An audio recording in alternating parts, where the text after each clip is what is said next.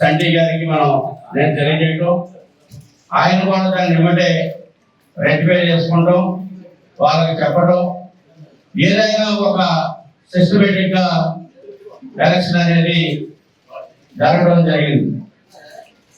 మరి ఈ క్రమంలో ఏదైతే పవన్ కళ్యాణ్ గారు మొదటి నుంచి ఈ యొక్క అరాజకం చేస్తున్నటువంటి ప్రభుత్వం పైన దీక్షను పోయి ప్రజల పక్షాన పోరాటం చేయాలన్నటువంటి ఒక దీక్షతో ఆయన 2022 ఇప్పట్లో పార్టీ ఆవిర్భావ సభ సందర్భంగా ఈ రాష్ట్రంలో ఓటు చేరడమనో ఇట్లాంటి ప్రభుత్వాన్ని గద్దెలు దింపాలి, ప్రజల జీవితాలను నాశనం చేస్తున్నటువంటి ప్రభుత్వం, ఏదైతే రాజ్యాంగాన్ని కాలరాస్తున్నటువంటి ప్రభుత్వం, ఏదైతే ప్రజాస్వామ్యాన్ని లేకుండా విధ్వంసం చేస్తున్నటువంటి ప్రభుత్వం, ప్రజలకు ఎక్కడా కూడా అభివృద్ధి లేదు, సంక్షేమం అంతంత మాత్రం, ఆర్థికంగా ఈ రాష్ట్రంలో ఉన్నటువంటి ప్రజలందరూ కూడా నష్టపోతా ఉన్నారు, భావితరాలు తీవ్రంగా నష్టపోతా ఉంది, ఉపాధి అవకాశాలు లేక ఎక్కడ ప్రశ్నిస్తే వాళ్ళపైన దాడులు జరుగుతున్నాయి. ఇట్లాంటి ప్రభుత్వం పరిపాలనకు అర్హులు కాదు అనేటువంటి ఒక నినాదంతో పవన్ కళ్యాణ్ గారు ఆలోచించి రావటం, అదే క్రమంలో ప్రశ్నించేటువంటి నాయకుల్ని జైల్లో పెట్టడం, లేకపోతే మద్దతు చేయడం, ఈ రాష్ట్రంలో మహిళలకి భద్రత లేకుండా అత్యాచారాలు, పిల్లల మొదలుకొని పెద్దవాళ్ళ దాకా అత్యాచారాలు జరగడం, లేకపోతే సజీవ దహనం చేయడం, లాండ్ ఆర్డర్ పూర్తిగా విఫలం అవడం, లాండ్ ఆర్డర్ని వాళ్ళ డ్యూటీని వాళ్ళు చేసే విధం లేకుండా గుడ్లో పెట్టుకుంటాం, లాస్ట్ జ్యుడిషియల్ కూడా విచారణ చేసేది కానీ ఏదైతే న్యాయ వ్యవస్థలో కూడా విచారణ చేయాలన్నటువంటి పరిస్థితిలో రావడం, ఈ తరుణంలో పవన్ కళ్యాణ్ గారు ఇంకొక అడుగు ముందుకేసి చంద్రబాబు నాయుడు గారు జైల్లో ఉంటే అప్పటికి ఇంకా దాడులు పెరుగుతూ ఉంటే ఆ దాడులకు బ్రేక్ వేయడానికి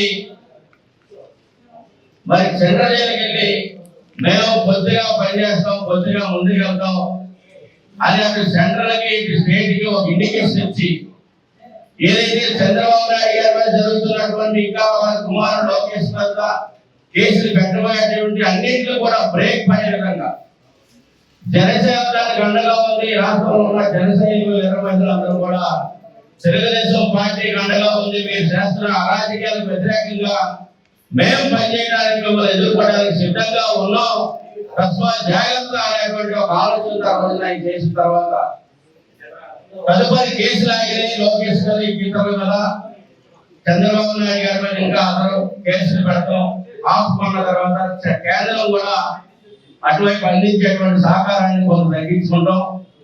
ఇవన్నీ అనేక రకాలైనటువంటి ఒక పవన్ కళ్యాణ్ గారు తీసుకున్నటువంటి నిర్ణయాల వల్ల అన్ని విధాలుగా కేంద్రం ఈ రాష్ట్రంలో ఈరోజు ప్రభుత్వం మారడానికి, కేంద్రంలో ఈరోజు ప్రభుత్వం నిలబడడానికి పవన్ కళ్యాణ్ గారు నిలబడ్డారు. ఈరోజు దేశమంతా కూడా కీర్తిస్తా ఉంది. ఆంధ్ర రాష్ట్రం అంతా ప్రజలందరూ కూడా జనసేన కలవటం వల్ల ఒక ఊపు, ప్రజల్లో ఒక నమ్మకం, విశ్వాసం, ఇతను వాడగొట్టగలిగేటువంటి సామర్థ్యం ఈ పార్టీలో ఉన్నటువంటి నమ్మకం రాబట్టే ప్రజలందరూ కూడా వారి హృదయంలో ఉన్నటువంటి నిర్ణయాన్ని వీవీఎంలోకి వెక్కించి జూన్ 4వ తారీఖున ఒక సునామీ లాగా బయటికి రిలీజ్ అయినటువంటి ఒక ఘట్టం అయితే ఇక్కడ ఈ క్రమంలో అనేక మంది రాష్ట్ర వ్యాప్తంగా ఏ నాయకుడైనా తన పార్టీ యొక్క స్వార్థం చూసుకుంటారు. కానీ పవన్ కళ్యాణ్ గారు నా పార్టీని వల్ల మనం పైకి తీసుకురావచ్చు, ఇప్పుడు 4 అడుగులు వెనక్కేసినా కానీ రాష్ట్రాన్ని కాపాడాలన్నటువంటి ఆలోచనతోనే అబ్బాయి చివరాలో అల్లరేమండి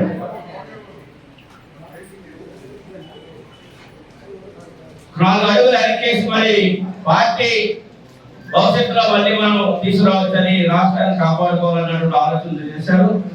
ఇప్పుడు వరకు జరిగినటువంటి ఘటన ఇదైతే రేపు రాబోయేటువంటి రోజుల్లో ఇక్కడ నుంచి మనం ఇవాళ సంటి గారు 63,000 ఓట్ల ఇటు జనసేన, తెలుగుదేశం, బీజేపీ కూటమిగా ప్రజలు నిండి మనసుతో వారి యొక్క ఆశలన్నీ దీని మీద పెట్టుకొని ఎన్నడూ లేనటువంటి మెజార్టీని ఏలూరు నియోజకవర్గం ఇచ్చారు. రాష్ట్ర వ్యాప్తంగా కూడా ఇవాళ 164 మంది ఎమ్మెల్యేలని కూటమికి అందించినటువంటి ఘనత ప్రజలది. ఎందుకంటే పూర్తిగా స్వేచ్ఛగా ప్రజాస్వామ్యాన్ని కాపాడాలి, రాజ్యాంగాన్ని పరిరక్షించుకోవాలి, ఈ రాష్ట్రంలో వచ్చే ప్రతి ఒక్క పౌరులకి స్వేచ్ఛా స్వాతంత్రం ఉండాలి, హక్కులు కాపాడుకోవాలి అనేటువంటి ఆలోచనతోనే రాష్ట్రంలో ప్రజలందరూ కూడా ఓట్లేశారు. ఇతర రాష్ట్రాల నుంచి, ఇతర దేశాల నుంచి, ఇతర ప్రాంతాల నుంచి వాళ్ళ ప్రాంతాలకు వచ్చి కూటమికి వారి యొక్క మద్దతుని ఏదైతే రాజ్యాంగం ద్వారా సంకల్పించినటువంటి ఓటు హక్కు ఏదైతే ఉందో దాన్ని వినియోగించుకొని ఇక్కడ దుర్మార్గమైనటువంటి వ్యక్తులు పరిపాలనకు అనర్హులు అని చెప్పేసి ఒక తీర్పునిచ్చి అందరూ వెళ్ళారు.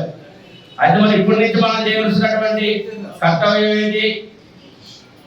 ఇక్కడ అధికారంలో భాగస్వామ్య పార్టీ కూటమి అయినప్పుడు కూడా తెలుగుదేశం పార్టీ అధినేత చంద్రబాబు నాయుడు గారు అధికారంలో ఉంటారు. ఇక్కడ 3 రకాలైనటువంటి మనుషులు, 3 రకాలైనటువంటి ఆలోచనలు, 3 రకాలైనటువంటి భావాలు, వ్యక్తుల యొక్క పరివర్తన అన్ని ఇమిడి 5 సంవత్సరాలు కొనసాగాలి. ఈరోజు 4, 3, 2 అన్నదమ్ములు ఉన్నటువంటి కుటుంబమే ఉమ్మడిగా ఆ కుటుంబాన్ని ఎదురుకెళ్ళాలంటే సాధ్యపడదు. ఏదో చిన్న చిన్న విభేదాలతో మనస్పర్ధలతో విభేదించి విడిపోయే పరిస్థితులు వస్తాయి.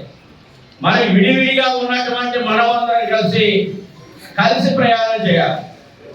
కలిసి ప్రయాణం చేయాలంటే 3 వైపుల నుంచి 3 భావాలు ఉంటాయి. బీజేపీ వారు మేము దేశాన్ని పరిపాలిస్తా ఉన్నాం, కేంద్రంలో మేము ఇస్తే కానీ రాష్ట్రంలో అభివృద్ధి జరగదు అనేటువంటి భావన బీజేపీ కార్యకర్తలు నాయకుల్లో ఉంది. మరి తెలుగుదేశం మేము అధికారంలో ఉన్నాం, 135 మంది ఎమ్మెల్యేలు మాకున్నారు, మా ప్రభుత్వం గత 5 సంవత్సరాలుగా కేసుల్ని భరించుకొని అనేక రకాలుగా దెబ్బలు తిని ఓర్చుకొని పోరాటం చేసాం. మా ప్రభుత్వం మేము చెప్పినట్లుగా నడవాలి అనేటువంటి భావన తెలుగుదేశం పార్టీ నాయకుల్లో, కార్యకర్తల్లో, డివిజన్ స్థాయిలో, బూత్ స్థాయిలో, గ్రామ స్థాయిలో వాళ్ళ యొక్క మనోభావాలు అట్లా ఉంటాయి. మరి జనసేన మా యొక్క మద్దతుతోనే ఎక్కడ కానరానటువంటి స్థాయిలో ఉన్నటువంటి తెలుగుదేశానికి మీరు ఖాళీ చేస్తారంట. ఆఫీస్ అయితే జనసేన పార్టీ ఉన్నంత కాలం, నేనున్నంత కాలం ఆఫీసు ఉంటుంది. ఎవరో ఆలోచనకి పోనవసరం లేదు. మనం చేయవలసిందంతా ఇదంటే అయస్కాంతం. పదవి అనేది మ్యాగ్నెట్ లాగా లాక్కుంటా ఉంటది, వెళ్ళిన తర్వాత ఏమి ఉండదు. ఒక అయస్కాంతం పెట్టి లాగిన తర్వాత తీసుకొని వదిలేస్తే దాన్ని వదిలేస్తే కింద ఉంటుంది. మనం మన పార్టీని ఏ రకంగా పెంచుకోవాలి, మన పార్టీలో డివిజన్ స్థాయిలో ఎవరికైనా ఏమైనా ఇబ్బందులు వచ్చినప్పుడు, లేదా ఏదైనా సమస్యలు వచ్చినప్పుడు, వాళ్ళకి ఏదైనా పదవులు కావాలి, ఈ మా ఏరియాలో నామినేట్ పోస్టులు ఉన్నాయి, ఈ టెంపుల్స్ ఉన్నాయి, ఈ స్కూల్స్ ఉన్నాయి, దీంట్లో మనం మన ప్రాతినిధ్యం కూడా కావాలి అనేది ఎట్లాగా మనం పార్టీ పరంగా ఆలోచన చేస్తాం. మన స్థానికంగా ఉన్నటువంటి లీడర్స్ కూడా ఆ రకమైనటువంటి ఆలోచన చేసుకొని అది మన పార్టీ నుంచి రిప్రజెంటేషన్ వెళ్ళాలి తప్పించి ఎవరికి వాళ్ళే వ్యక్తులుగా వెళ్ళి కలిసి ఒక గెలిచిన తర్వాత నేనైనా మీరైనా ఇంకొకరైనా ఎవరైనా కానీ కంగ్రాచులేషన్ చెప్పడం, శుభాకాంక్షలు చెప్పడం అది సహజమైనటువంటి ప్రక్రియ. ఒక మనిషిని అభినందించడంలో తప్పు లేదు. అది అక్కడికి పరిమితం అయి ఉండాలి, అక్కడితోనే దాన్ని ముగించుకోవాలి. మన ఆఫీస్ నుంచి మనం రిప్రజెంట్ చేసి మా వాళ్ళకి అక్కడ నష్టం కలిగే పరిస్థితి ఉంది, మీరు ఆలోచన చేయండి అని చెప్పి ఆ కార్యక్రమాన్ని మనం పార్టీ ద్వారా చేసుకోవాలి తప్పించి వ్యక్తులుగా ఎవరైనా ఒకరో ఇద్దరు ముగ్గురు అట్లా ఆలోచన పడితే అటు కాక ఇటు కాక రెండు వైపులుగా రెండింటికి చెందిన రాయలలాగా దెబ్బతిన్నటువంటి పరిస్థితులు ఉంటాయి. ఈ పరిస్థితుల్లో మన పార్టీల మధ్యలో కూడా వైరుధ్యం పెరగకూడదు, స్నేహం పెరగాలి. తమ్ముడు తమ్ముడే, పేకాడు పేకాడే. నీ పార్టీ నీది, నా పార్టీ నాదే. నాకు కావాల్సింది నేను తీసుకుంటాను, నీకు కావాల్సింది నేను వదిలిపెడతావు. ఎక్కడైనా కానీ నా పార్టీ సిద్ధాంతం నాదే, మీ పార్టీ సిద్ధాంతం మీదే. మన నాయకుడు ఏదైతే కూటమి అభ్యర్థులు గెలిచినటువంటి ఎమ్మెల్యేని ఎంపీని గౌరవించుకుంటాం, సత్కరిస్తాం, పనిచేస్తాం. పరస్పర డివిజన్లో టీడీపీ, బీజేపీ, జనసేన ఇన్ఛార్జ్ ఉండే వాళ్ళు ఏదైనా విషయం వచ్చినప్పుడు ముగ్గురు కూర్చొని మాట్లాడటం, పనిచేయటం, అది కామన్ ప్రోగ్రామ్ అయితే కామన్ ప్రోగ్రామ్ అయి పార్టీ కామన్ గా పయనించేదన్నా ప్రోగ్రామ్ ఇస్తే దాన్ని చేస్తాం.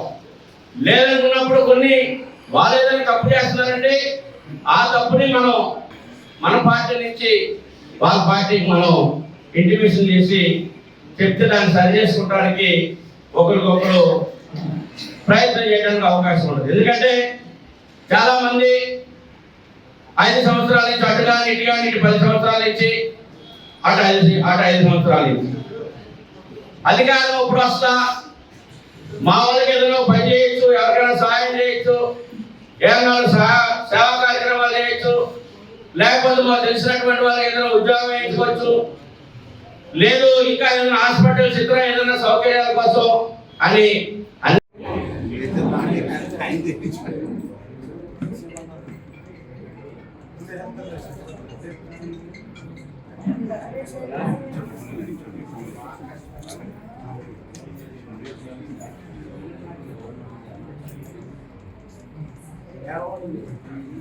जोहार नानी, जोहार नानी, जोहार नानी।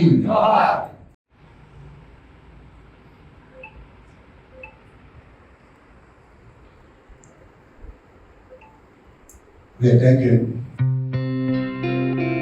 గత 20 సంవత్సరాలుగా దంత సమస్యలతో పాటు దవడ మరియు ముఖ సంబంధ సమస్యలకు చక్కని చికిత్సలు అందిస్తున్న శ్రీ రామకృష్ణ దంత వైద్యశాల, నరసింహారావుపేట, ఏలూరు.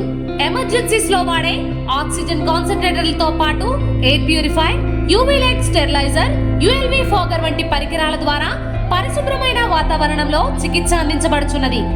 ఆర్వీజీ ద్వారా అతి తక్కువ రేడియేషన్ ఉపయోగించి దంత వ్యాధి నిర్ధారణ మరియు రూట్ కెనాల్ వైద్యం చేయబడుచున్నది. డెంటల్ లేజర్ ద్వారా కుట్లు లేకుండా సర్జరీలు, ఇంప్లాంట్స్ కిట్స్ ద్వారా పళ్ళు లేని వారికి ఫిక్స్డ్ దంతాలు, రూట్ కెనాల్ చికిత్సలకు ఎండో మోటార్ వంటి ఆధునిక పరికరాలు కలిగిన నమ్మకమైన డెంటల్ క్లినిక్. అత్యంత ప్రామాణికమైన ఆటోక్లావింగ్ పద్ధతిలో శుభ్రపరిచిన ఇన్స్ట్రుమెంట్స్ వాడడం మా ప్రత్యేకత.